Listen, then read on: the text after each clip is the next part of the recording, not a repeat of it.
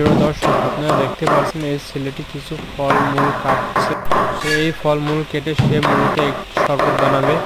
এই রমজানের ভিতরে আপনারা যদি এরকম শরবত খেতে চান তাহলে ভিডিওটি সম্পূর্ণ দেখতে হবে আপনাকে। ভিডিওটি দেখে আপনারা শিখে রাখতে পারেন কীভাবে এই মজাদার শরবত বানানো হয়।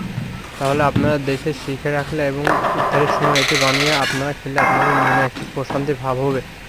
তো আপনারা দেখতে থাকুন কীভাবে এই কিছু ফল দিয়ে সে কি সুন্দর মজাদার একটি শরবত বানিয়েছে সে। আপনারা দেখে আপনাদের লোভ লেগে যাবে। তো মাশাআল্লাহ, আপনারা দেখে যদি ভিডিওটি ভালো লাগে চ্যানেলটি সাবস্ক্রাইব করে রাখবেন, লাইক দিবেন।